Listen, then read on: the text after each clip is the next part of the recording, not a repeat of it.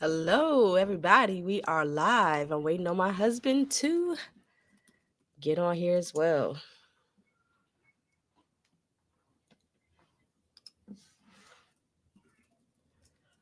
Wait for a few more people to come in.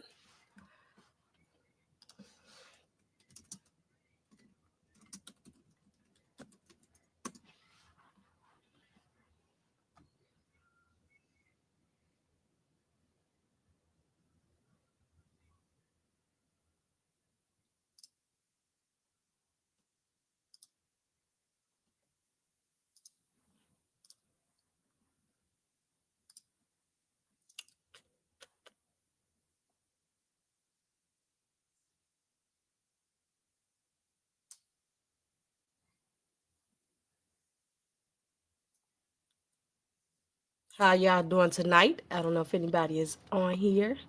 Oh, hey, some people on here. How y'all doing tonight?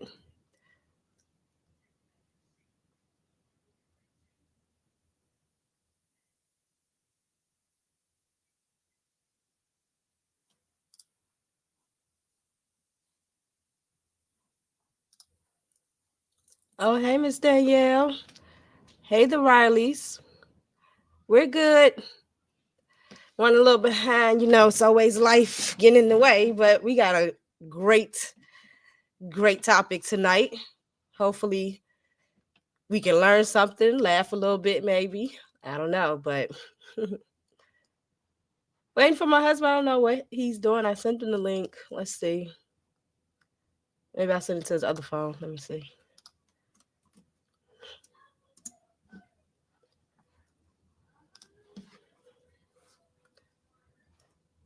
How's everybody's week been? Are y'all ready for Monday all over again?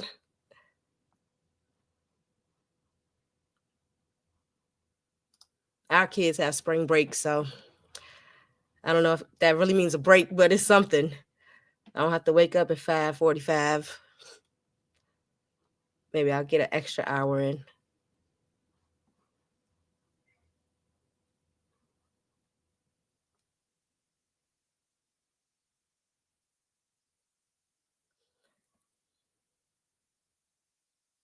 I can start with some questions if anybody has any.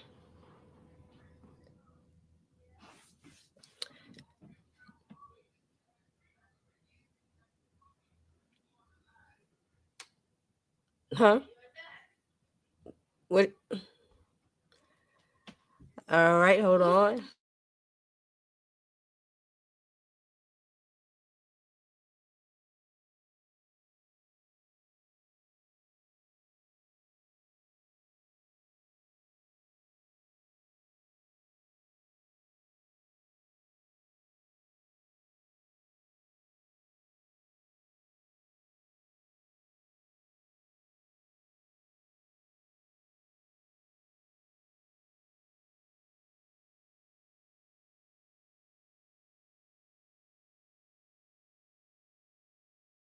Excuse me, sir.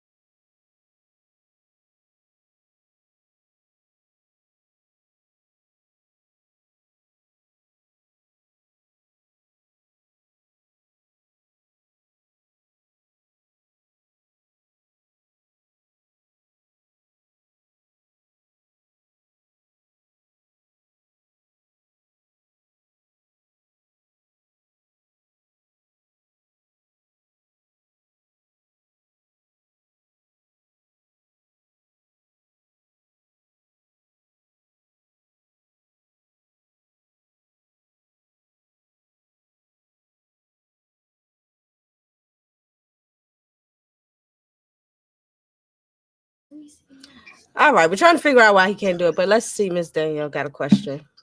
You can go ahead. Have you physically seen that the volume is low on Amazon? I haven't been there in a while. Is there a reason they are giving for the low rates? Um, I haven't been in the building too often for the post office loads.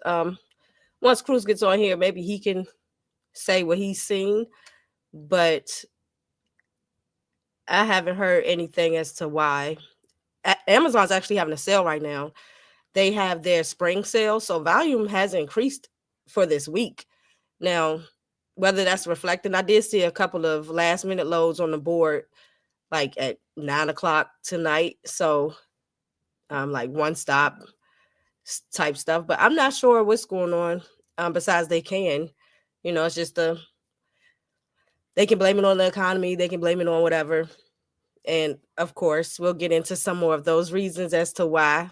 Uh, you know, they may be just basing it off of market rates right now, which are all kind of where not the dollar rates. I don't know why they have the dollar rates, but some of those $2 rates, that's kind of where the market is right now. So once he gets on, he said he's in backstage. I have no idea what that means. So trying to invite him to it.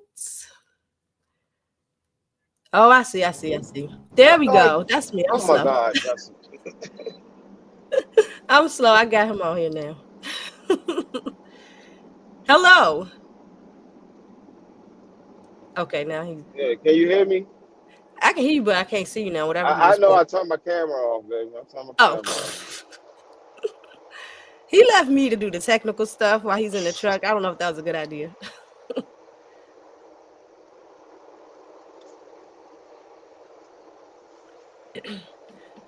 Oh, did you see Miss Danielle ask was the volume low on Amazon right now? She hadn't been It's in it for a while. no volume is up actually. Uh, Yeah, that's what. spring sale going on. Got probably about a week and a half for the spring sale before it goes right back down to July Yeah, to the next Prime week. yeah, Nah, freight should be up across America for real. yeah. That's what I was thinking, but I hadn't been in there for overnight, so I didn't know. All right. So the Rileys asked, I'm gonna put these up. How long y'all been running, and how many trucks? So, we've been running Amazon since like 2020, so this is going on 5 years. And right now we have the one truck, but anywhere between one and two trucks.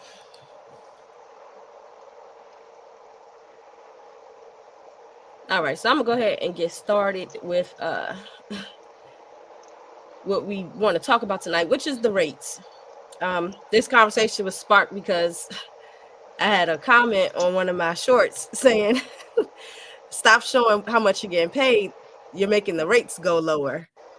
And I was like, "I'm pretty sure that's not how it works." But okay, pretty sure my 200 view short isn't making the nationwide rates go down, but maybe he was trying to get into one of these reasons that I'm gonna bring up in a second.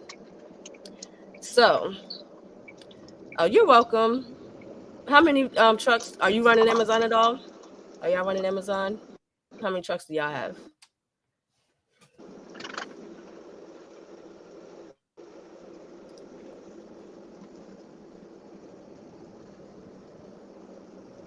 All right, so while I'm waiting on that answer, I'm gonna go ahead into why are the rates so low? Man, just when you thought shit was bad on the spot market and the external load board, which I'm no longer a member of. Yeah. Man, just when you thought shit was bad on the spot market and the external load board, which I'm no longer a member of. I already canceled my membership to those, but the internal load board at TSH got some loads on there for $1 a mile, $1 and change a mile. Get the fuck out of here. Who's So, is that pretty much the sentiment of everyone? Who's going to take them? Good question. That's a great question. Who is going to take these dollar loads? And they go flying off the board. So someone's taking them for the dollar. And that was actually from a couple of years ago. And the conversation hasn't changed from 2 years ago. Like a dollar load is on the board. Like if you all see Amazon has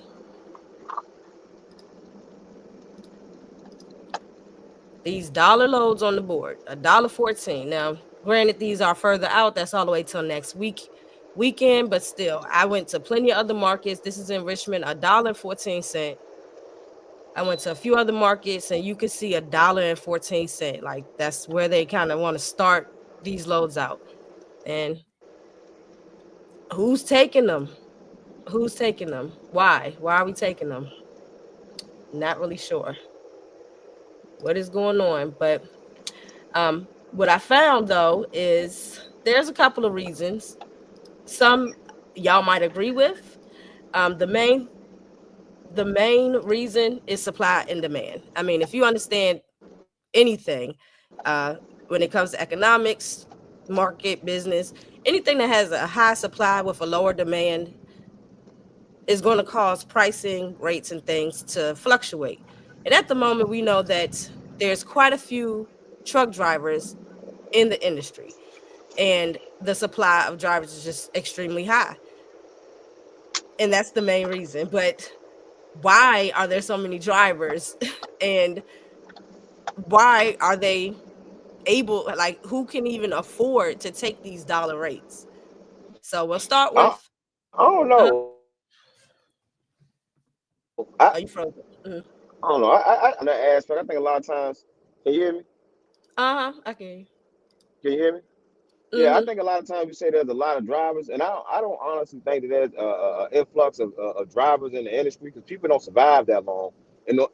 For us to say that there's a whole lot of people in the industry that's saturating the industry, I just think that everybody is focused in one lane and is not necessarily trying to look outside of things other than what everybody else is doing. There's still plenty of work out here. Nothing can be moved without planes, trains, and automobiles or trucks. So I think there's still work out here. I just think that people need to definitely stay focused on what's moving in their area. And if something is saturated in that area, it don't mean that there's something else that's not moving in that, particular area. So I don't know. I think that um, it has a lot more, in my personal opinion, to deal with not just that there's a whole lot of drivers. I just think that a lot of the drivers are focusing in the same industries or the same areas and logistics instead of So trying to like explore out location. the location. I mean, the type of products. I mean, there's all different type of things that you can do outside of, for instance, I know like we just do Amazon, but I know that there's other things around here that I could do as far as we could do in the trucking industry, as far as to make money, but it wouldn't be as advantageous as what we already know, which is Amazon, and that's what we good at. Like I said last week, the trucking industry is very subjective. It's all about what you put in. Can't nobody tell you or give you a particular number and promise you that number. The over Mhm. promising of results is what got a lot of people in the situation, convincing people to go to certain, to get like with Amazon. I know people say that, we're promoting with Amazon, but you got, like I said last week, us talking about Amazon here in Virginia is not gonna Mhm. have no effect on how much Amazon gonna play in Virginia. Because one, like I said, we the middle corridor. It's gonna be freight Mhm. coming through here regardless. We got some of the biggest ports right here sitting on the East Coast, from Baltimore all the way down here, all the way down to Florida. So I think that, like I said, if people decide to explore outside to other things other than just certain lanes, then I think they'd be a lot more successful, Mhm. So in do you my think it's opinion. like an actual industry issue that people are taking lower rates, therefore it's driving the market down? Or are you just saying, that's I just think I people are don't used think to pandemic numbers and this is the reality of trucking? yeah, this is the reality of trucking because these same Mhm. numbers back in 2013, 14, people would have been all right with it. Yeah. Is the cost of living change and the cost of living and when people are getting paid rather in salaries or these rates aren't matching or pacing with inflation. So Hmm. it's feeling like you're not making as much money. It's not the same thing back in 2013, 14 when diesel was $1.90 compared to Right. $2 more now. You're keeping a lot more of your money, back when the diesel was a lot cheaper. So overhead is different. The cost of living is different. People bills are different. There's a lot of things that are different than what it was, a few years ago. Even back when it was a 2020, things are different. Back in 2023, things are different. So if you don't know how to pivot and you don't know how to adjust, you're not gonna survive regardless what business you're in. Hmm. Hmm. All right. So 5 star. Hey, Sean, how you doing? He said carriers that have high overhead costs take what they can get. Also, I would say carriers that have low performance score with Amazon really can't be picky with what loads they book. Exactly. I mean, Yeah, and I agree with that 100%. That's another thing is that we try to equate our overhead with everybody else's. We just don't know where people are at situation wise. Like we don't know where people are at and why they're able to take that, them loads for those type of rates, scores, people, or situations.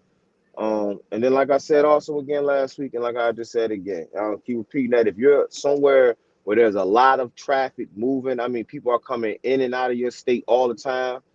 People are in and out of Virginia all the time. yeah. So we're not going to have much effect on the race compared to going out to Pittsburgh, where they don't have a lot of drivers pushing out there. So the rates out there are crazy.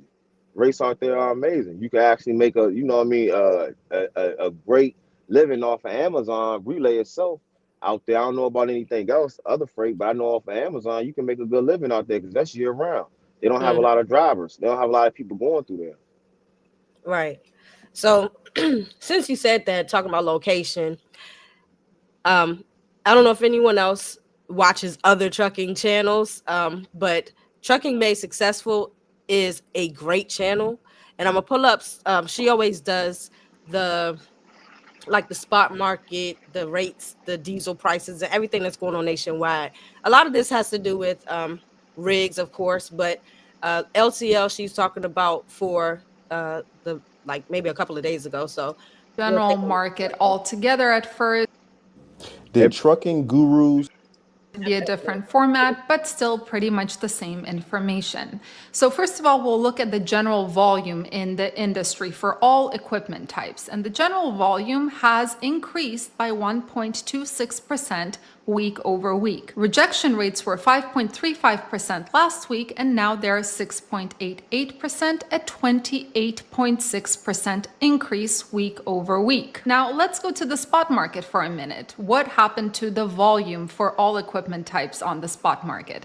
That also increased by 3% week over week, and spot rates actually saw a 3-cent increase if we're taking into consideration everything: flatbeds, reefers, dry vans, specialized equipment. It has seen an increase week over week by 3 cents. Let's get into specifics for the spot market when it comes to the different equipment types. And we're going to start with dry vans. This data I get from FTR Intel. And as you can see, week over week in general for dry vans, they saw another decrease, about 1 cent per mile lower than last week.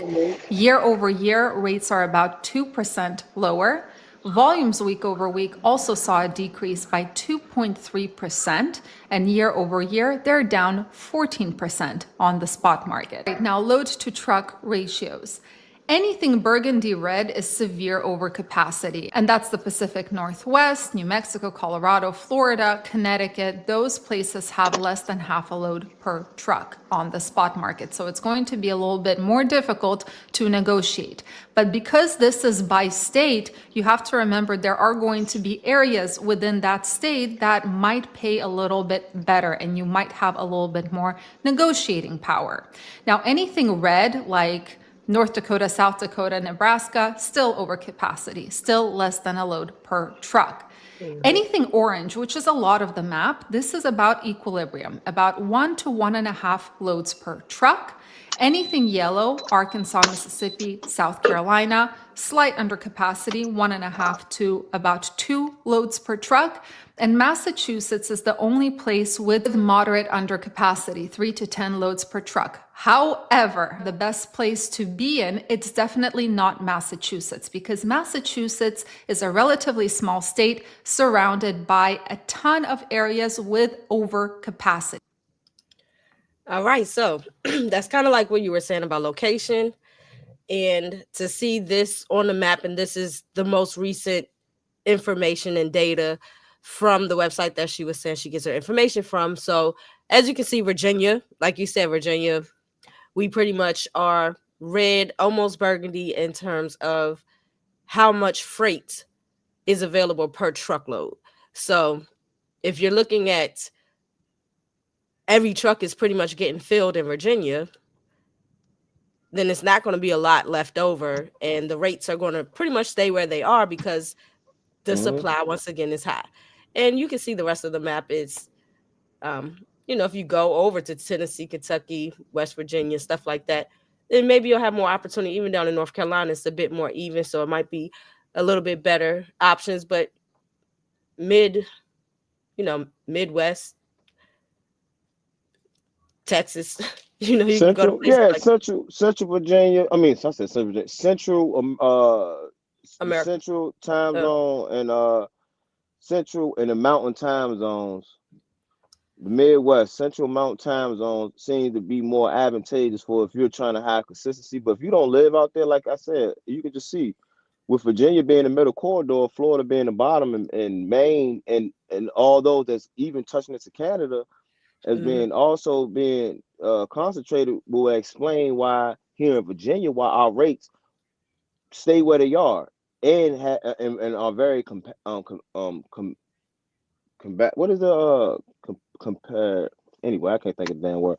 But anyway, is the reason why we can't negotiate as well as if, like I said, if you start going out Midwest and start Mhm. towards the mountain regions. Not a lot of people pushing out there. So I once again, I wouldn't necessarily say that it's too many drivers. I think there's just too many drivers in one lane. And there's, like I said, on the East Coast in Virginia for sure. You can just count that. You ain't gonna see Baltimore, going to Jersey, any of those loads going down to Florida gonna be high rates because they got plenty of people traveling through the Eastern Corridor in order for in order to move that freight. So Mhm. So if you're willing to take some time and maybe spend a few weeks out in one of those more orange areas, south, or even the yellow right now, and then, of course, this always changes based off of what's going on in different areas. But right now, this was, I believe, like a couple of days ago when she posted this video. So South Carolina, was at Arkansas, Mississippi. Then travel. If that you have who do we got in here? What states do we got in here? Because I can't see the chat, but do we got anybody in here from any of these high concentrated states? And if you are in here from any of these high concentrated states, like what freight do you run? So I know we talk about Amazon a lot over here, but I am Mhm, interested if the other things that people do, because I just don't hear a lot of people exploring other options outside of Amazon, as far as uh things like pallet pickup, like there's things such as that. There's a lot of produce. People, that's another thing on the Amazon board people don't look at is the reefer loads. mhm, So if you got a reefer on your mhm, truck, there's a lot of reefer loads out here. Like I said, we right here about Baltimore. If you're willing to go to Baltimore, they got a lot of seafood transportation going on up there.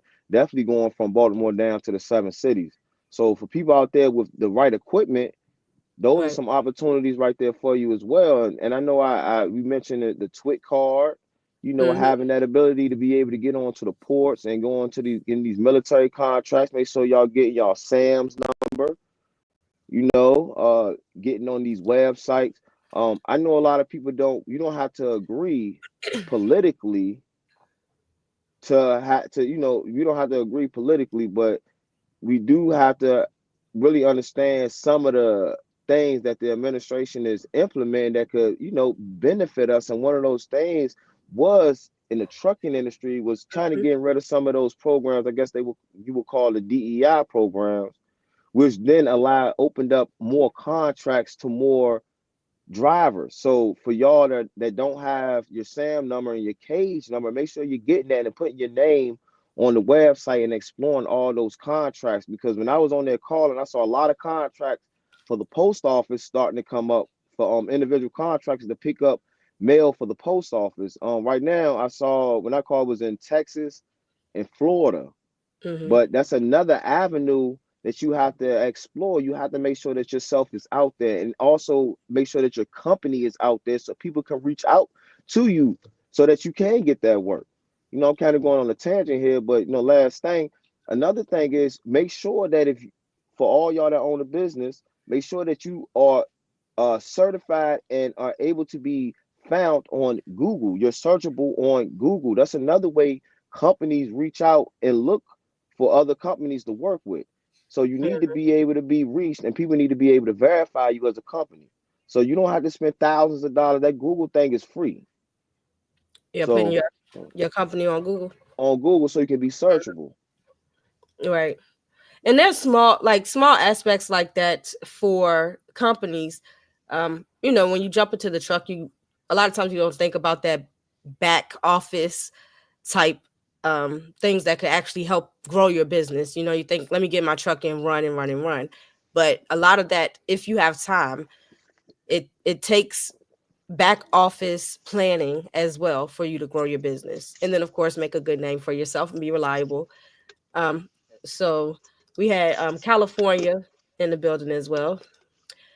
And said a lot of the loads she was talking about was from DAT, which is leftover scraps. And it's important and imperative to create working relationships. Definitely. Like, this whole industry is who you know and who knows you and what they see value in yourself and whatever your company has to offer. Because you can call up and say I have a trucking company, but it's probably 20 other people in line before you. So once you get in, making those relationships All is right, bro. All extremely right. important.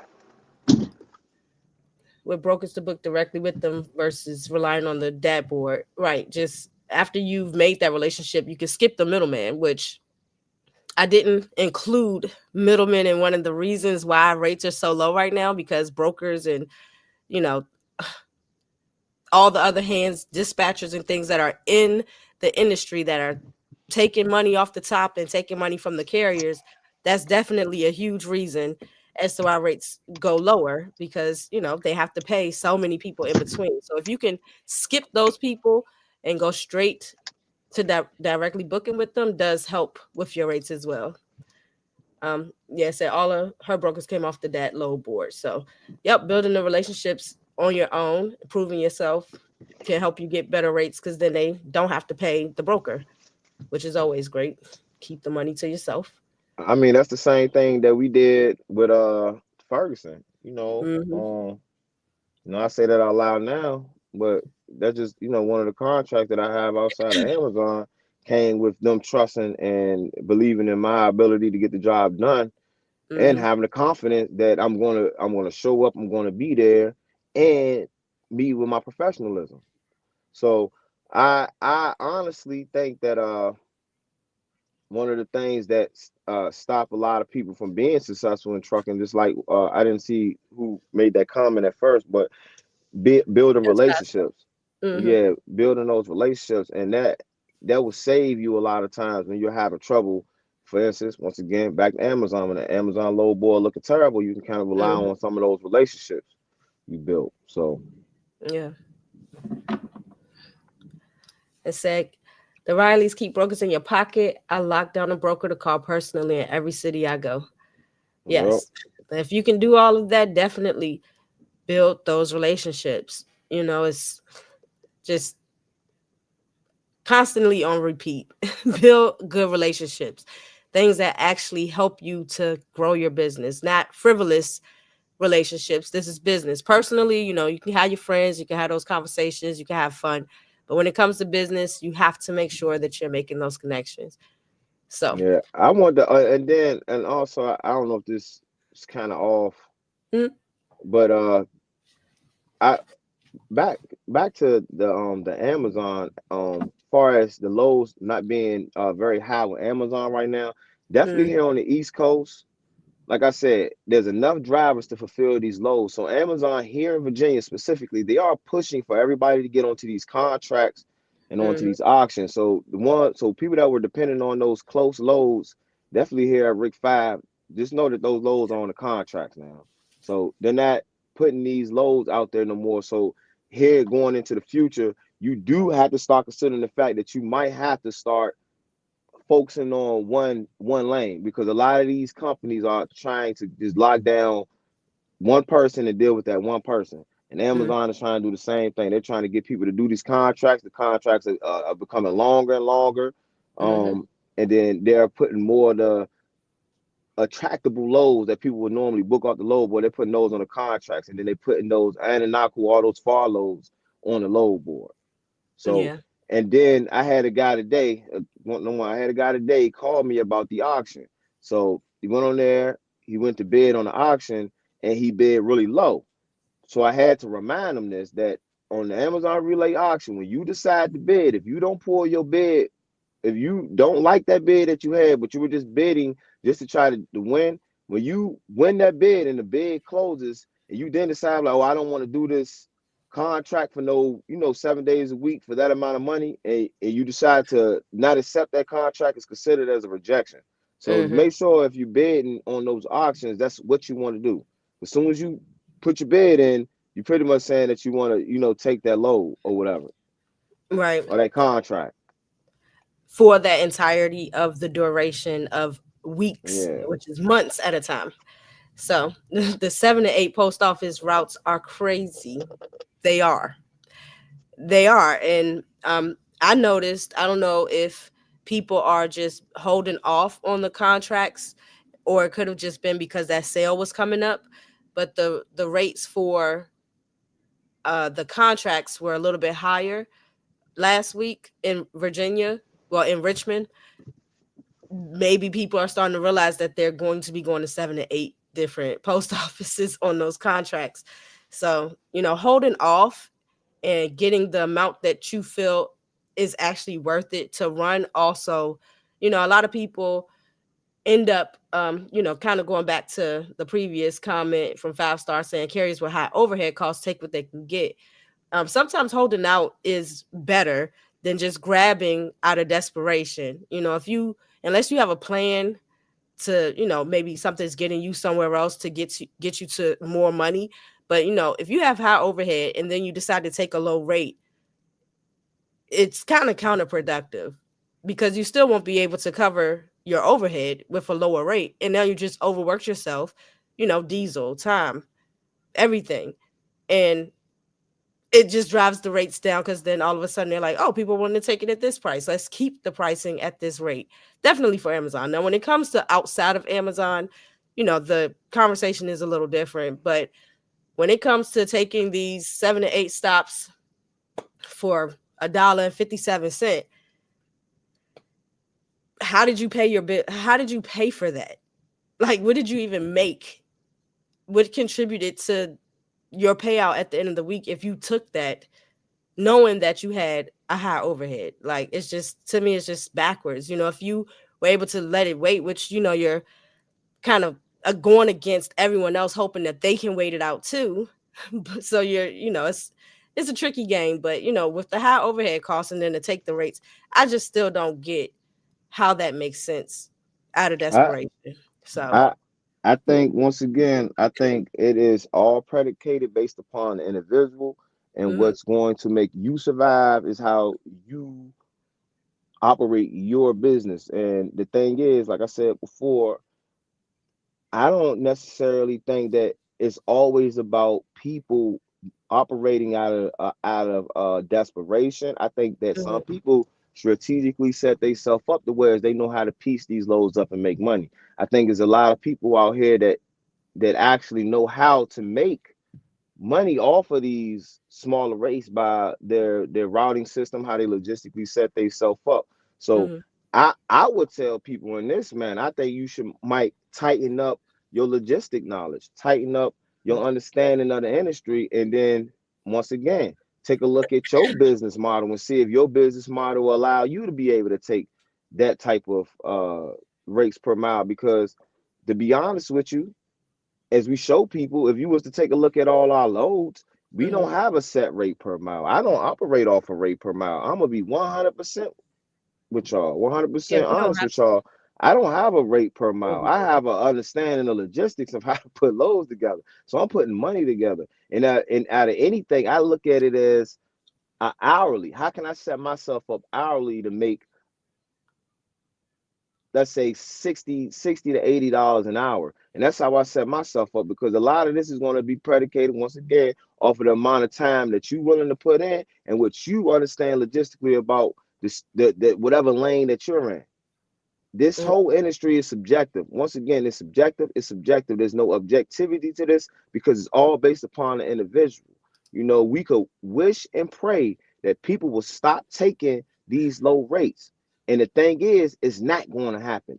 mm, Things is going to be competitive. That's what this is, a capitalistic society. Only the people that know how to survive are going to survive, know how to pivot, know how to adjust, know how to make the correct movements when it's time to make those corrections. And right now, you need to be able to correct whatever is failing in the aspect of your business model. You just need to be able to correct it. Nothing we have done from 2020 to 2025 is the same. You can even look at our content. Our content has slightly changed as far as when it comes to Amazon, because things change, the market changed. And once again, I keep saying this because it's imperative for you to understand this. You got to be able to pivot and make those proper adjustments if you want to survive, because it's not going to get better. It's not going to get better. It's not going to get better. Like the Trucking Made Successful said, it's obvious not a low influx of freight. It's obviously as there's enough freight out here. The freight count has not changed. If anything, the freight has increased. Yeah, the value. Mm-hmm. It's all about how you strategically place yourself. And I know it's the harsh reality, but that's what it is. And it's all about what you're willing to do and how hard you're willing to go out here and go get it, because it's out here, but they're just making it harder and harder to get it. So pretty much what you're saying is you need strategy. You gotta have a strategy. Your Right. strategy cannot be locked in as one thing. With Amazon, I could just, like I said, with Amazon changing the route books often, you can't depend on that. The dashboard don't have a set amount of loads that they consistently put on there that you can say, like, every Monday through Friday, I know I'm gonna see all of these type of loads on there. So that consistency isn't there. I mean, these other load boards, all these other third party brokers or whatnot, these things aren't necessarily reliable or consistent. So with this trucking, it's going to be if you're into this trucking, you got to be willing to continuously pivot, continuously make changes, or get in the lane, stay in that lane. But still, even within that lane, you might have to make changes and adjust yourself, because once again, the other options are going to Lowe's, doing home deliveries, doing white glove services. And I know a lot of people, I'm not doing it. I don't want to have to do that.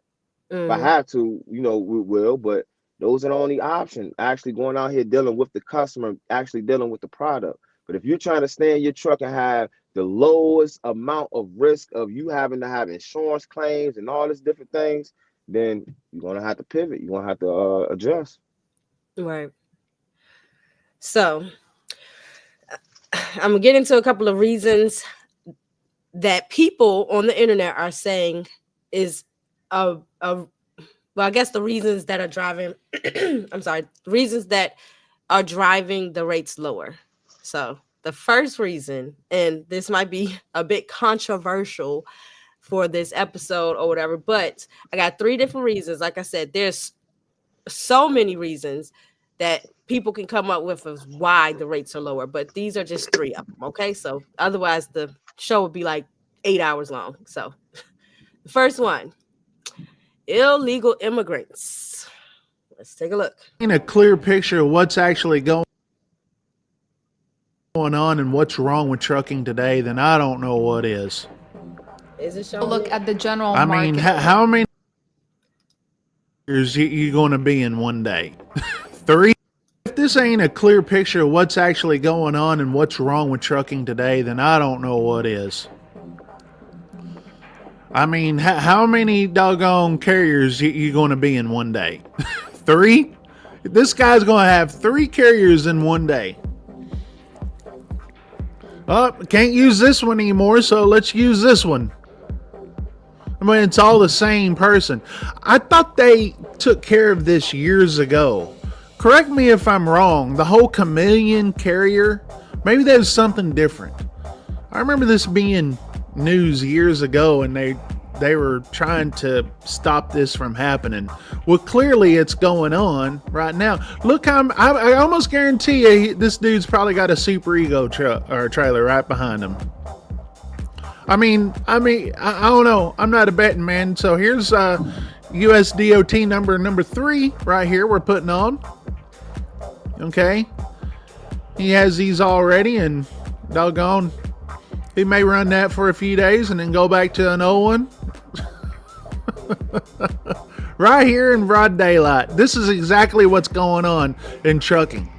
This is what's going on, and this is the reason why you have so many people from Eastern, Europe, Eurasia, Russia, and all these people coming over here screwing stuff up. Now, this is a shipper.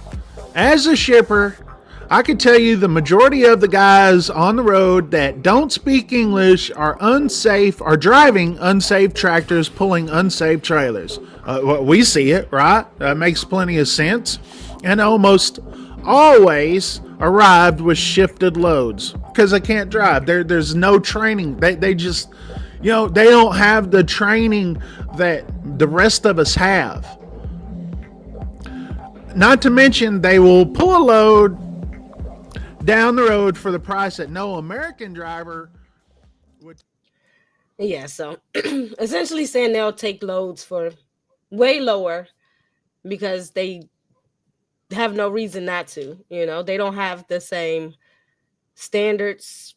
They don't have, the same goals as, Americans may have financially. And a lot of them, as you saw, just keep switching out DOT numbers and have a bunch of different companies tied to the same, umbrella company, maybe all at the same address. And next thing you know, it's flooded. And they don't get any real repercussion because, if they're illegal, hey, what happens? If we did that, then, we would end up getting fined, shutting the business down. And so that's what one reason is said is illegal immigrants fluctuating the carrier numbers, therefore running down prices. What do you think? I don't have an opinion. You don't have an opinion? You ain't got no opinion? No. I think that's a sensitive topic. You wanna know why? Because but it's all over the place now.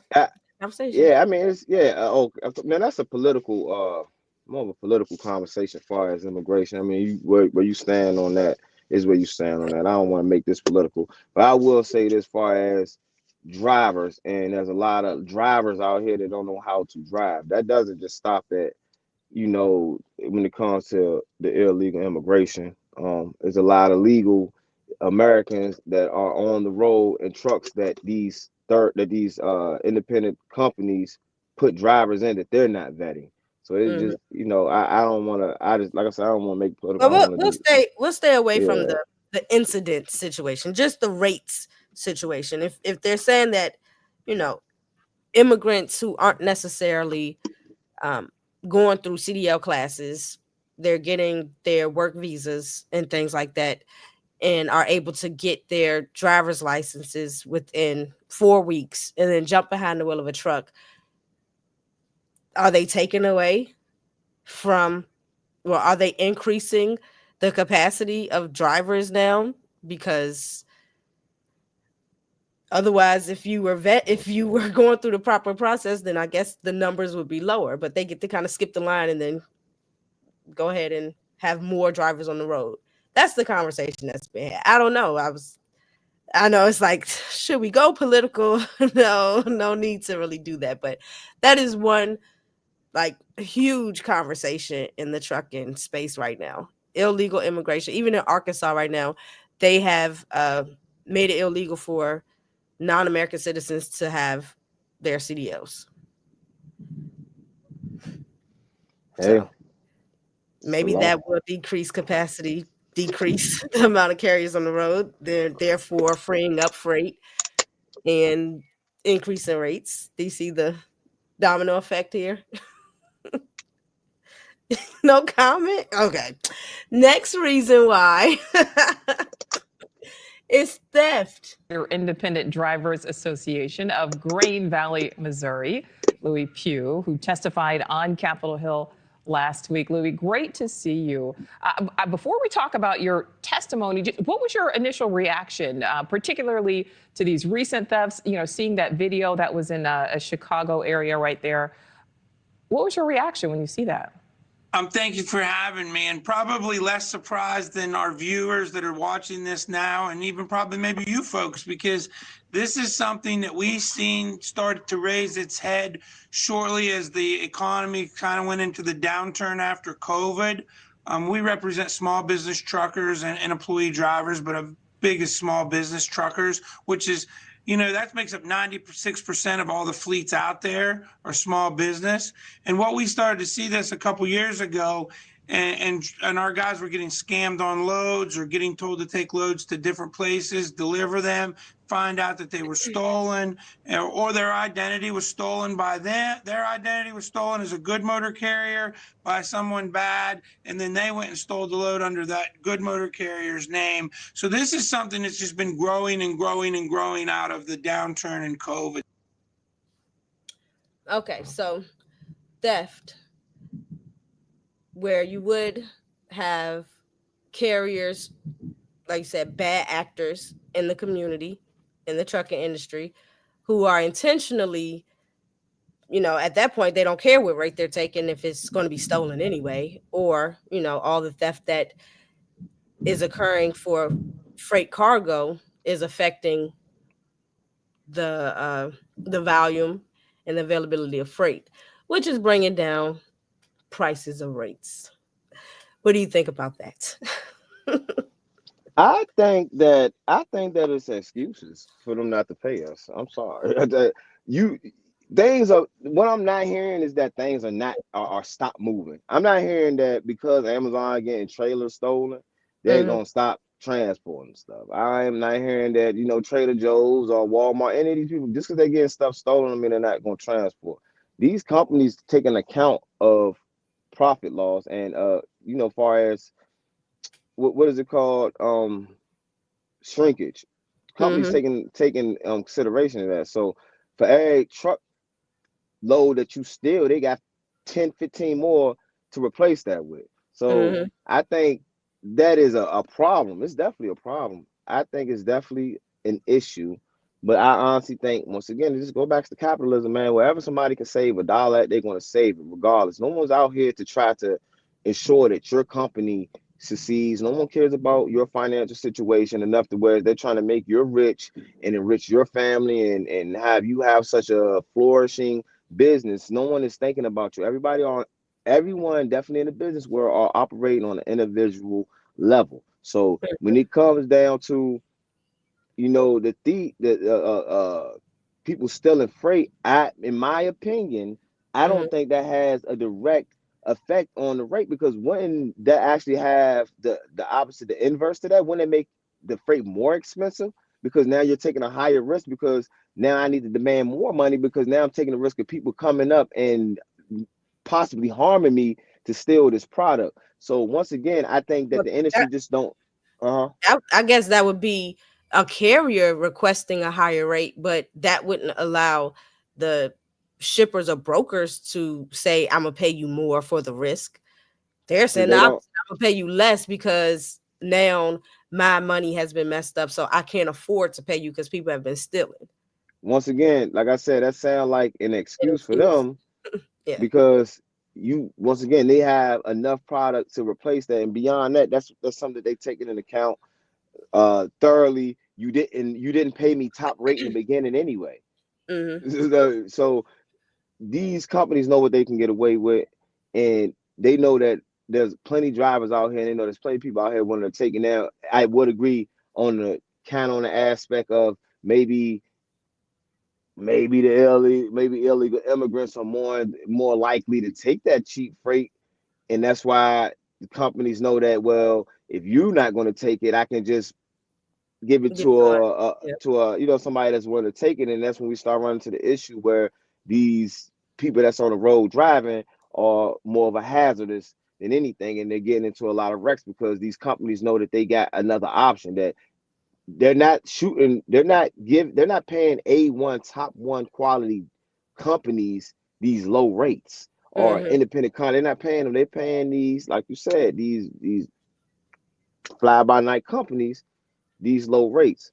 So I would say that, yeah, in that aspect, if you think of it like that, then yeah, you know, that's the illegal immigration plays a part in that, because it's giving them another avenue to be able to continue to give out the cheap freight.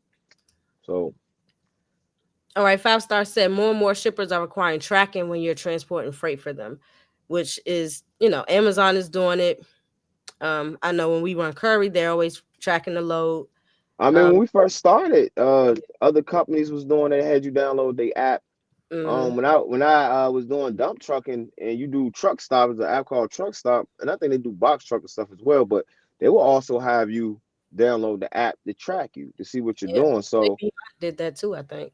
yeah, so that's why I'm saying, as far as the stealing aspect, I don't see how, because you got to also think about this as well. These companies aren't taking the insurance hit on they self when Yeah, when they giving you the cargo. freight. They're not expecting for them to take the insurance hit if they have your correct information and they can verify it. So any company that verifies your insurance information, saying that you have cargo insurance, aggregated insurance, and all these different insurance that will cover whatever the amount of cargo that you have in your truck, they're not tripping on that. So once again, I don't see the stealing having playing a part in them paying us low rates. I just think they don't have no respect for drivers, and they don't have no respect for independent contracting. This is capitalistic society, to where they're going to try to reach out to whoever going to be able to pull the freight for at the cheapest price.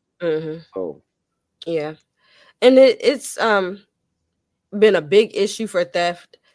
Like all last year, theft was at an all-time high for cargo theft. And that's, I mean, all modes of transportation, straight off of trains, like you saw in that video. Right now, they're saying that people are pulling up to trucks and just jumping on the back, grabbing what they can and hopping off. So, people are, I guess, definitely when they feel the pain of the economy, people start to do more and more things to try to steal. It's kind of inevitable for freight. People have been robbing trains and robbing stagecoaches since transportation has been a thing. So I guess in that aspect, you can't say, yeah, freight theft is really a real reason. But, that's what people are saying.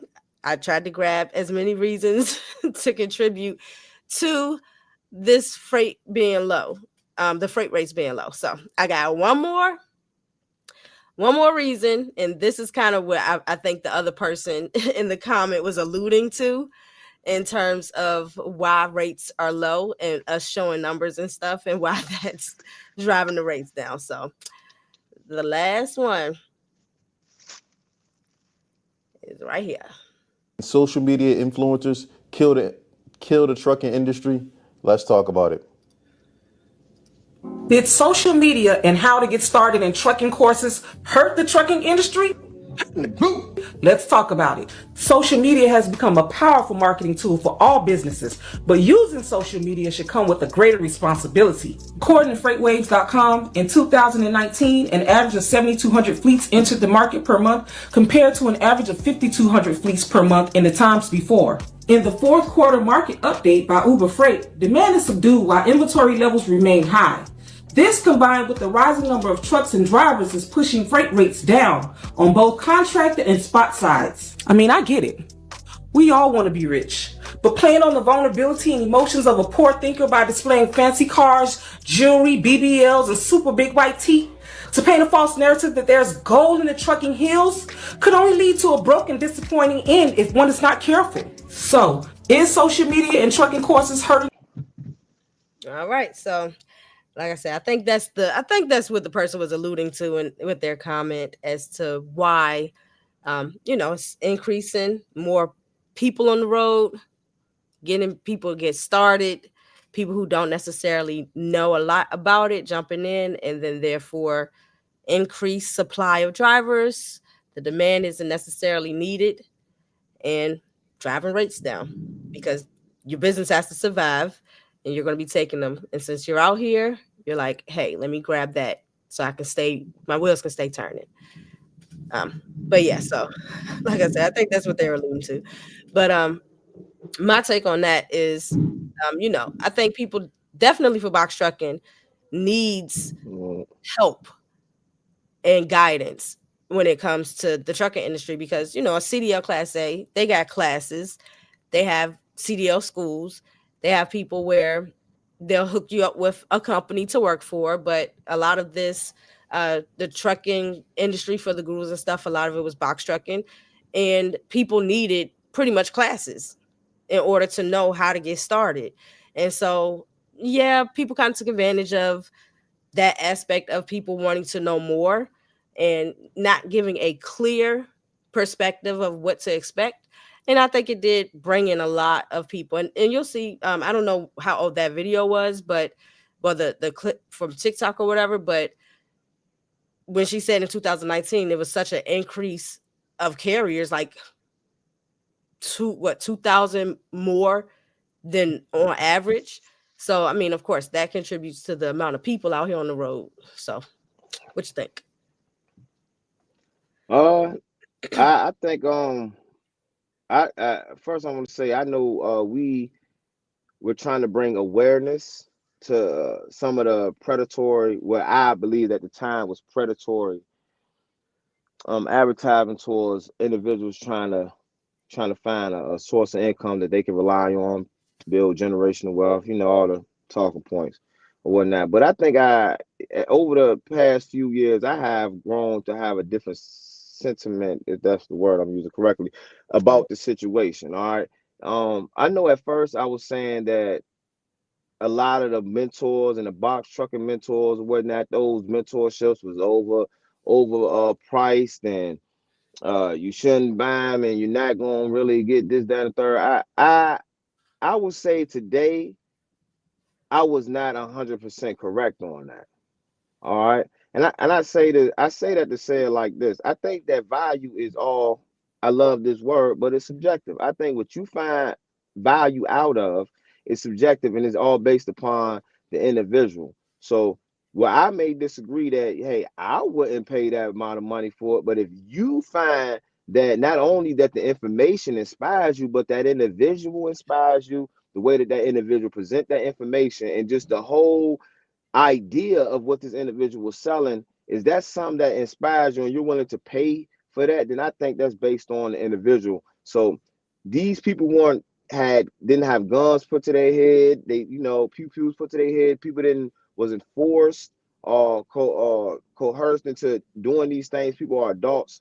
They are responsible for their own finances. If this is something that they felt that inspired them or they want to invest in, I think that's on the individual.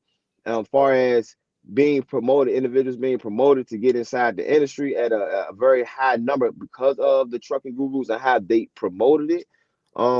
Hey man, it is what it is. Same thing with college, man. People promoted college, saying that you go to college, you get a degree, you're gonna get all these different jobs. Had a whole bunch of people running in to college and had oversaturated of people in the job market and IT. I think that's gonna happen anywhere. People are always trying to look for a way. Once again, it's all about you as an individual. It doesn't matter how many people are in that industry or want to get into that industry or get in that industry. It's all about you as an individual, if you can stand out and if you can survive. So if you focus on yourself and you focus on your mission, you're going to be good regardless. If you're not feeding in to what the crowd is trying to promote or what the crowd is saying, and you really study and do the research for yourself, as well as taking some stuff from here and from there, then you're going to be okay. But I think that it was inevitable for people that was signing up for that stuff thinking that it was going to be a gold mine for them to fail anyway. It would have been anything for them. When people was doing I know you did it as well.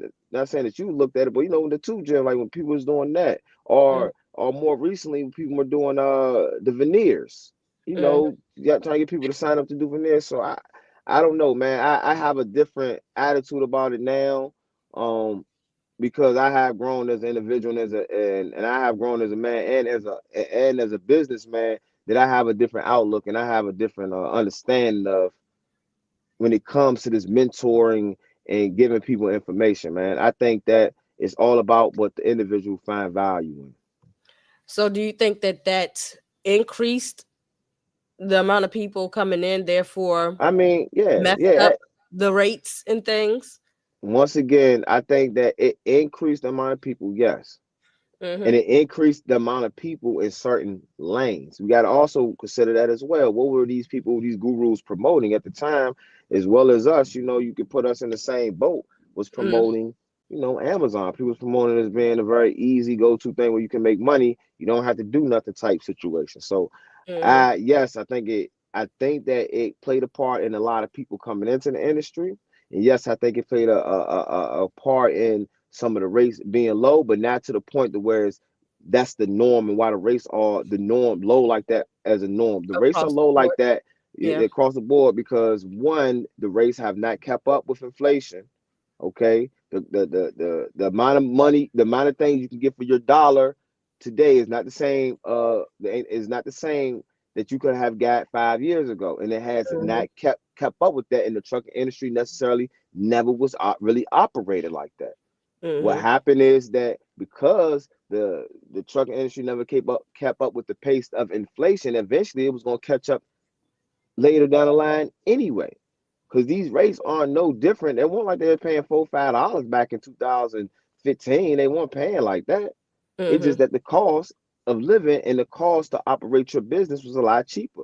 The cost of your insurance to operate your truck was a lot cheaper. The type Mm-hmm. of stuff that was in the trucks was a lot cheaper. Right now, I'm in a 2025 International that has more freaking But gadgets and stuff yeah. than a car, than Mm-hmm. them Audi truck we got. So it's like, things change and you got to be able to adjust. And one thing that's not going to change is companies trying to save their bottom line and trying to capitalize on the most amount of money. So I'm just saying this to say for individuals trying to get into the industry, man, please don't think that these people are going to try to play fair ball and going to start changing these rates. Mm-hmm. And Foster said, I think the influencers played a role because by promoting, they were adding to the supply. And if the demand is low, then the rates are low. So yeah, exactly. So pretty much it just But how dumped. low are they though? But if we look at the year over year of the amount of and yes, I say I agree with that to an extent. Only reason why I say I agree with that to an extent is because the companies did not set the rates low because there wasn't a lot of freight. They set the rates low because they knew they had options. If I Mhm, have the options to go to 5 different stores to buy the same pair of Jordans and can save $2 at each store I go to, I'm saving an additional $2. Although it was only $10, I'm gonna go with that fifth store because that's where I save my most money at. Hold on mhm, real quick. mhm. All right, So appreciate I it. mean, All right. yeah, I think That's we're uh, saying the same thing, but I think that the reason why you're saying it doesn't necessarily mean that they wouldn't have driven rates lower anyway. It just so happened everything fell into place at the same time. But right now, a lot of those drivers are not even in the market anymore. that's what I'm saying. For every 2,000 drivers that came into the market, how many fell off that same next month? Like Hmm. for every 2,000, at least 50 to 60% of them fell off. This is not something that's Hmm. sustainable. It's not something that you're gonna have longevity. Like, oh, they jumped in and now they like surviving. So Hmm. no, I like I'm saying, I'm not disagreeing with Five Star. I'm not disagreeing with you Hmm. that the influencers play a major part in Saturating it. saturating the industry, but they did not give people tangible information whereas they were going to survive and be able to necessarily keep us from profiting and keep others that that understand how this industry works, keep us from making money. So once again, I put all that blame on the low freight on the brokers Low and rates on the on the brokers. shippers. And the Mm-hmm. shippers, this is what they can get away with. If we would start to lobbying against these brokers and these shippers, then we'll get better rates. I That's never cannot, gonna happen. and it's exactly, and I cannot convince an individual that that $1.50 ain't worth for him to take when if his overhead allows him to take that and he can still make money, it's not gonna change. Yeah. That's why once again, The truckers uniting for better rates and stuff like that, it's never gonna happen. It's never gonna happen. So, I don't know how we combat these low rates beyond having discussions like this and then talking about strategy, of course, because strategy makes a big difference. What I think a lot of the gurus and the convoluted information that they gave and the obscure information that was given, um it never set people up in order to be sustainable. And I think maybe if we had this conversation about lower rates back in 2020 when there was a big boom of people coming into the industry, then yeah, I would say that definitely played a role in saturating it. But But think about this for a second. facts. It was a big rate of people coming in the industry, and they were paying more. So if that was Yeah, the case, why did they pay more? And it was more people. right. So that's why I'm saying at this point, I believe that it is a conversation that could be had, but maybe the timing of it isn't standing true now, because at this point only the ones who could have survived are still in the industry. Like, it was so many people who signed up for all that stuff, got into trucking, and then within the year couldn't even pass their first audit. So they're no longer a part of the industry. So now it's only the people who were able to make it through all of that, and still we're like, okay, now we're feeling the backlash of that. But I think a lot of it, definitely the people that maybe are subscribers to our channel who came on when we kind of started promoting everything, we're used to different rates. And like you said, the timing of the economy as well, and everyone in every industry at this point is saying how the cost of living is just outrageous. So even if you're making more money at any other type of job, they're saying that their salaries aren't enough to keep up. So I think we're having the same conversation. It's just we can't say salaries, we have to say rates. Our rates are not keeping up with the cost of living, not keeping up with our overhead. And at the end of the day, people are going to buy stuff. Definitely in America, we're a capitalistic, gotta have the latest, greatest, newest thing all the time. And people are going to buy stuff. And 70% of all freight is moved by truck.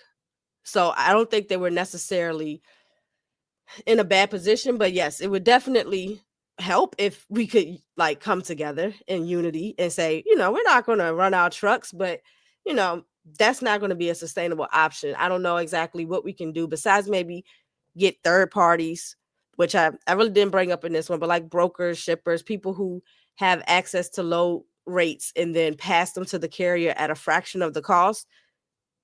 That may be one of the ways to eliminate the middleman could increase rates. But beyond that, I think that we kind of got spoiled in 2020, 21 and are expecting the same thing.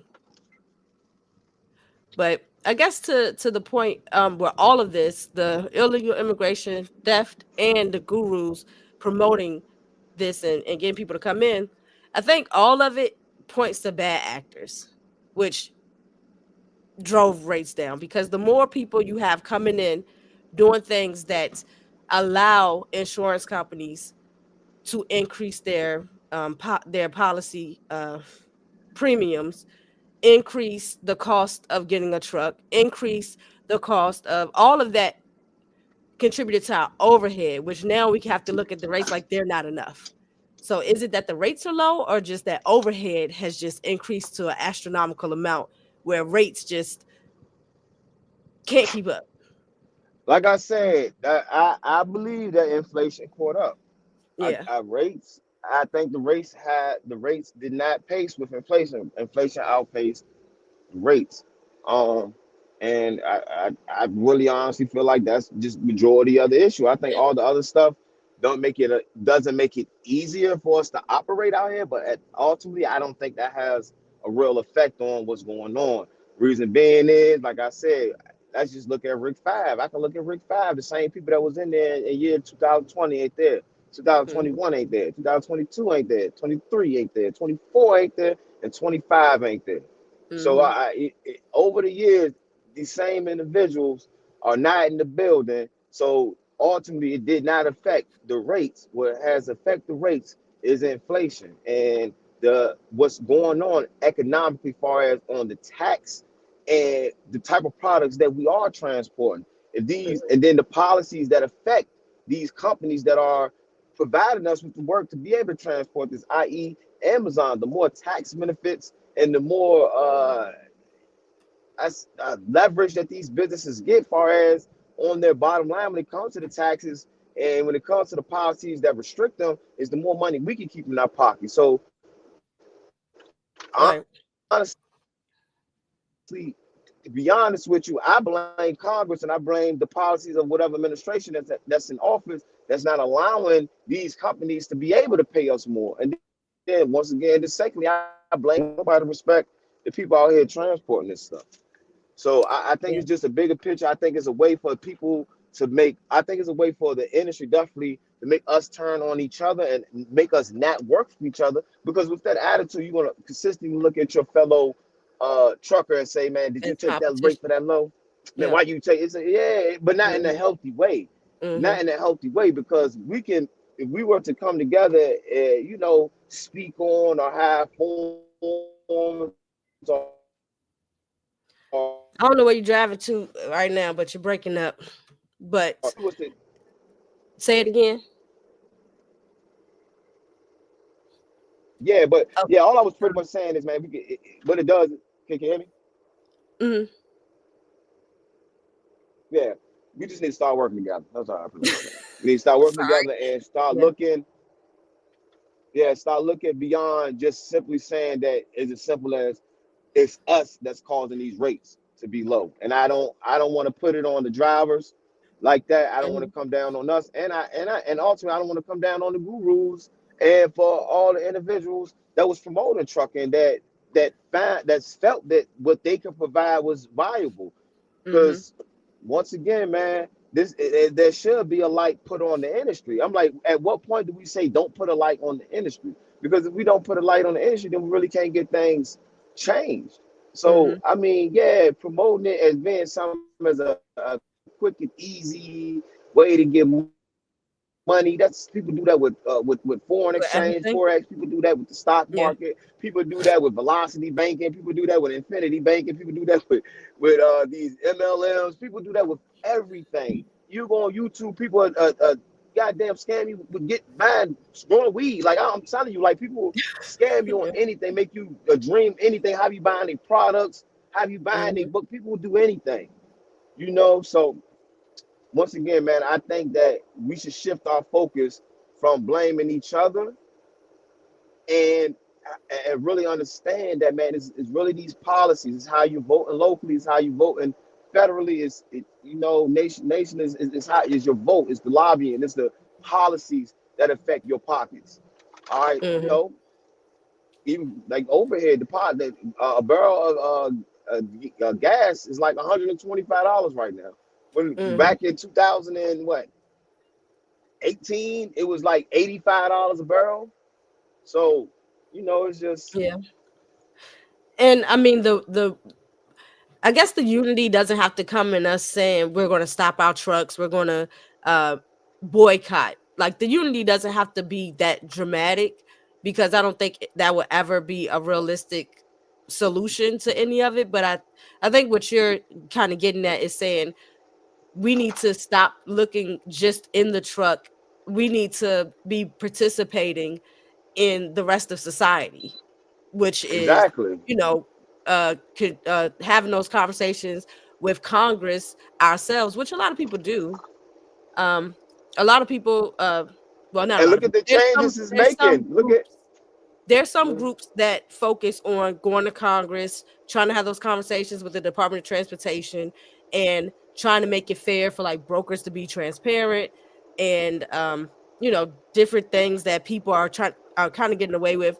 They're regulating the carriers a lot more, but not the businesses and not the other aspects. So I guess you're saying we need to be more involved in that aspect of the industry so that we can have a better hold on what we get paid, because at the end of the day there is no union for the truckers across America. I mean, they have the American Trucking Association, but that's not really anything that can help us. We have to step up pretty much as yeah, carriers. and think about it. What you just said, they're putting more restriction on the carrier. And And that's yes, we exactly still what run this at Amazon. conversation is. This is like what this conversation is we're putting all the responsibility on the carriers. And that's why they keep making regulations against carriers instead of we putting light on, hey, these brokers are also an issue. These shippers are an issue. You know, these third party dispatchers from Russia that's dispatching over here to get these cheap loans. These people are the issue.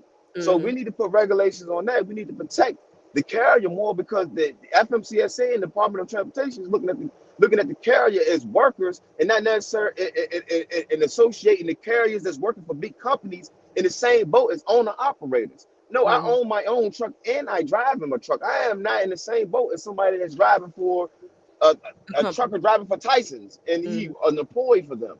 You know, so yeah. All right, so just to answer a few of these questions, Breath of Life, yes, we're still running Amazon like 95%. That's what we do. That's our 99% to lane. be honest with you. Yeah, 99. So yes, we are still running that lane until we can't run it no more. And for Fast Start, say what happened to 10 roads? They used to send a trailer to Amazon to pick up post office routes back in 2022. They I don't still know. have Like, that. all of them, yeah, they stopped bringing They those rigs and stuff. No, they got a rig in there right now, the Rig 5 that pick up for Elizabeth City and Hampton. The Oh, thing but is, like I said, I ain't been in the post office. I haven't yeah, no, been. they got it's a rig in there that y'all see in there every night for people that go to Rig 5 is a trailer that sits on door 227, and you always gonna see a rider, somebody guy with a rider rental picking it up. You know, I'm in there, I'm always investigating. And the thing is, the trailers that Amazon have are 53-foot long. They're not 48-foot trailers or 43-foot long trailers. And the height of those trailers are like 14.3. And the post office trailers are like 13.1 and weigh a lot less. So when they're going inside of these facilities, inside of these post offices, they're crushing their ground. So Yeah, until Amazon has update or have like a specific type of trailer for the post offices, they're not going to be using the trailers. A lot of these post offices are old and can't take these trailers. So that's one reason why you ain't gonna see Amazon doing that, because the post offices can't, necessarily take that type of weight. Secondly, Amazon not gonna upgrade their trailers because all their trailers gotta be able to take those carts in. So you gotta have a particular height. So Amazon is not gonna change that. Thirdly, the post office lost over $85 billion just last year. They might get privatized. So trust me, the box trucking for Amazon is not going nowhere. I know a lot of people online talk about that and saying that, but it's not going to happen. It's not advantageous for them to do that. It doesn't benefit them. It doesn't help cut their business model. It doesn't help them to get rid of the box trucking. It doesn't help them at all. So I would not concern myself with the box truckers being replaced when we still have these royal towns and these inner cities that need to have mail and products delivered. And the only way to really get through those inner cities is through with smaller equipment, which requires a box truck. So that's not going to change at all.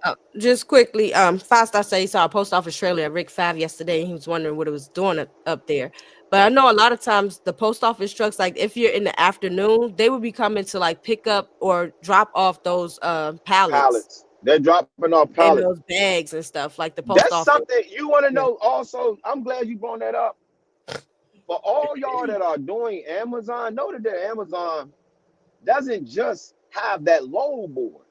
Whenever you in Amazon and you see things like you see a bunch of pallets of yellow containers, you need to contact Amazon and ask them who is responsible for picking up those yellow containers and where do you get those yellow containers from?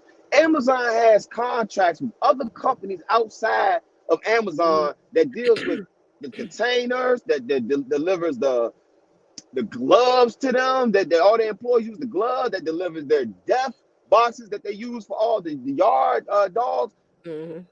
There's other things that you can get in the contracts with Amazon, and it may only be like 2 or 3 days a week that you pick that up. But I know there's a couple guys, I ain't gonna say the name, that do those things for Amazon that right here in Brick 5. There's a person that pick up all the wooden pallets.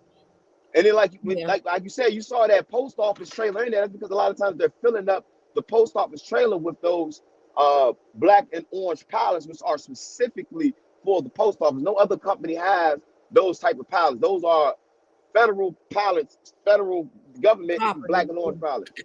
Mm-hmm. All right. Brought to life, where are you running out of? He said he don't know what happened in the city. Not too many people running out here. So I'm not sure where you're What city? located. What city you in? But yeah, so for Amazon,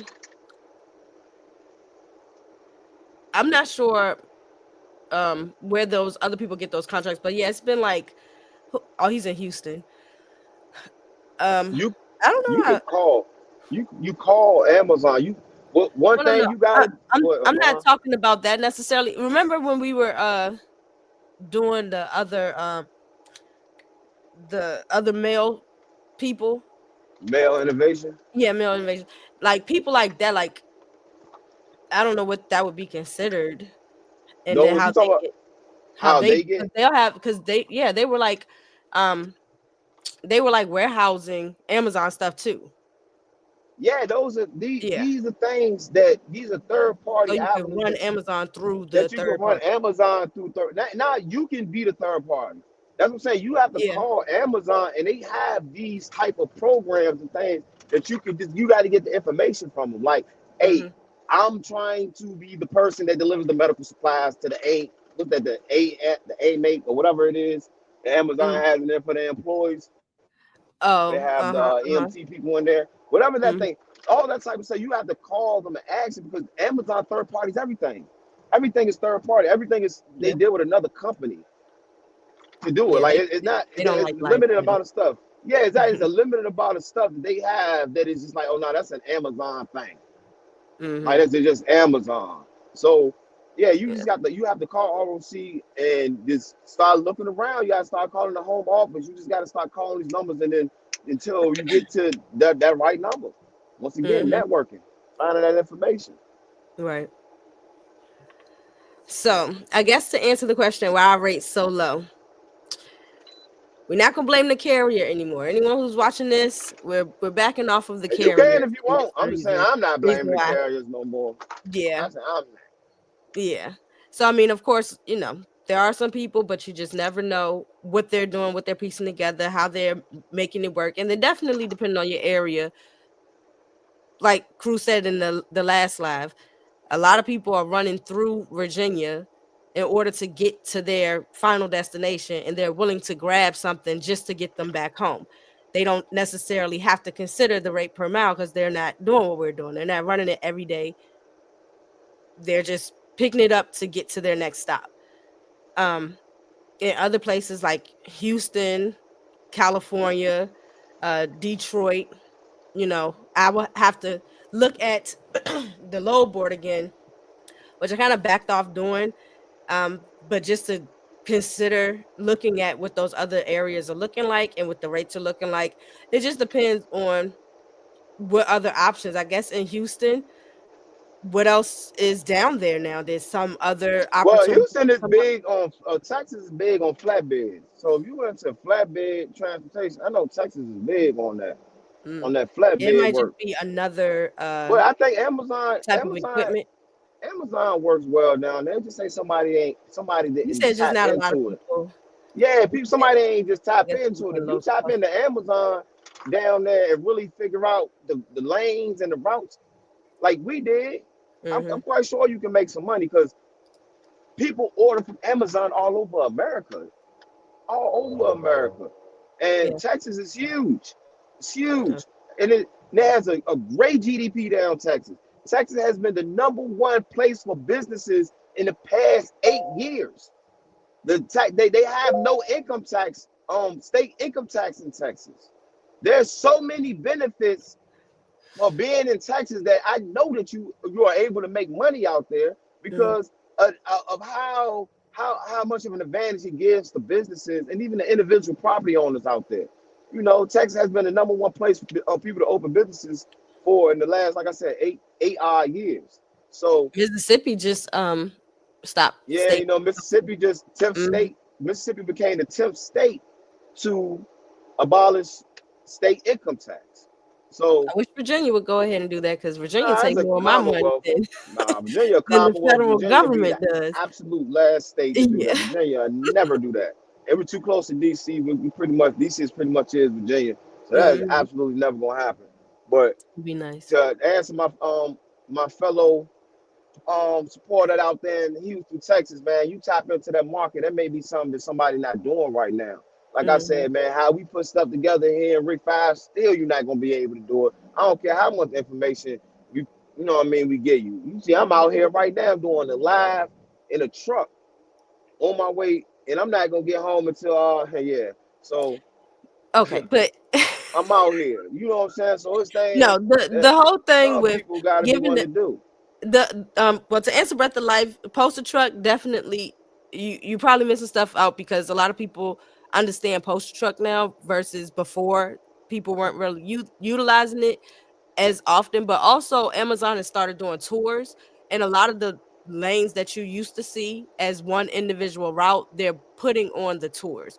So, like I said, I'm gonna have to look at the Houston load board to see if that's what they're doing down there. But I know here in Richmond, we used to have a lot more lanes, but because they're combining 3 or 4 loads together into one tour, you don't see those loads anymore. You want to know And how and you the find? Go ahead. contract people are getting those as well. So if they're booking contracts, a lot of those lanes are taken off of the load board and given to the contract runners as well. So instead I'm of gonna give taking you. other routes, I'm gonna give definitely. you a Patreon tip. And this is for all my. This is what I normally reserve for the Patreon. And it may sound like a simple tip, but it's not a simple tip. This tip will change your whole reality of what Amazon is if you do this one simple thing. This is my brother out there in Houston, everybody else that's listening. If you're willing to sit down, have that load board up, I want to say for 7 days, but if you're willing to look at that load board, let's say from Thursday, really Wednesday, The Lord does not want you to share Patreon information with to YouTube right now. Sunday morning. You keep freezing. Oh, they keep No, I freezing. said, nah, don't you do that. Can you hear me now? Yeah, I can hear you. Go ahead. Are you hear me? Look, Yeah, go ahead. this if you do this one thing with Amazon in your area, if you a person and you're like, man, I don't understand the Amazon in my area. If you do this one thing, this will give you the greatest for everybody. You can just say for a time frame of Wednesday to Sunday. That's Wednesday to Sunday. That's what Amazon has to put out their loads for the following week. So they're projecting their numbers. If you're able to look at that load board from Wednesday to Sunday morning for 24 hours straight, I'm talking about you looking at every second and every minute of that load board, you're going to start recognizing a pattern. Not only Amazon, and on the occasion, I have random loads pop up, but there's going to be a pattern that you're going to start noticing. And if you can be the person that notice whenever these loads are projected to be put on the board, how they put them on the board, the time frame when these loads are going to go up, the type of the pricing, like, oh, well, this load will never ever get past $2.22. So the load is at $1.78. I know I can push it up to this point. If you're able to do that, then you're gonna have a great advantage on that Amazon in your area.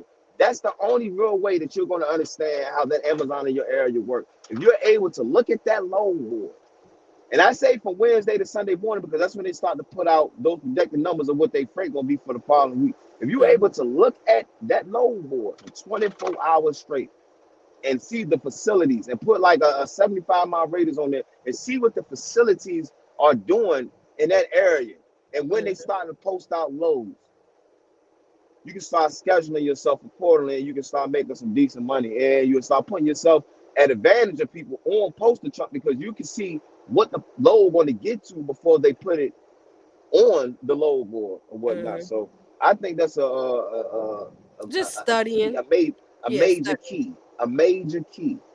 yeah.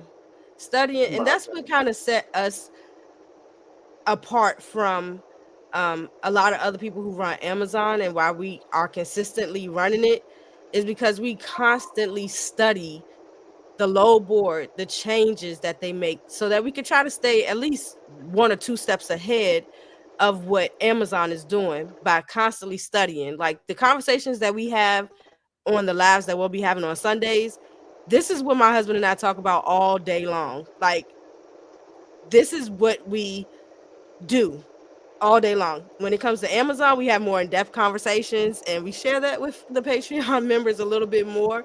But, you know, to understand the industry that you're in, since like I said, there is no course really a school for box trucking. No, you can go to school for logistics. If you did want to learn more about logistics, you can get a degree in logistics. But for box trucking and being an owner operator, it is up to you to invest in yourself and understand that you have to figure out what you need to study for the lanes that you want to run for you to be successful. And that's a 24/7, 365, 366 on a leap year.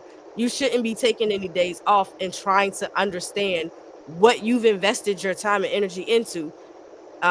It's like raising a child. Starting your business is, if you don't have a child already, it is your peek into what it's like to raise a child. You have to be willing to try to create a healthy, contributing factor to society. And how would you do that if you're not willing to invest in the education outside of just being in your truck? And jumping in the truck and running Amazon doesn't work. We know that that doesn't work. No one can get online anymore and say Amazon is the way to go. The only way you can make Amazon work for yourself is if you're studying Amazon and the changes, going and talking to people, other carriers that are around you, being willing to network. And like Cruz said, stop making other carriers your enemy. Now, yes, it's dog eat dog out here, but it doesn't have to be we're the dogs fighting each other. There's other dogs in the industry that could be fought, and you can't keep doing that to each other if you want your business to be successful, because we need each other. So, Breath of Life said he appreciates I us. mean, I absolutely. appreciate you. Yeah, I appreciate We you as well. appreciate That's y'all. We why I mean, appreciate all of y'all out here at 10 o'clock at night watching this with us. Oh, it's 11:30 at night. I need to get in the helping bed. me stay up. Yeah. Yeah, I know I'm about to get off the live, but I Mm. before I get off, I want to say thank you to everybody. I want to say we appreciate if it's just one part, we don't care, man. We appreciate whoever rock with us, man. For people, I know people say that all this information is messing up the industry and this, that, and the third. We still making money. We still providing for our three kids, giving a great life to our family. While I'm still telling you damn near everything that I do to make my money. Yeah. All right. So I'm not going to, like I said, I'm not going to put the onus on the owners as being responsible for why the rates are low, for all this. No, I'm not going to say that because I'm out here.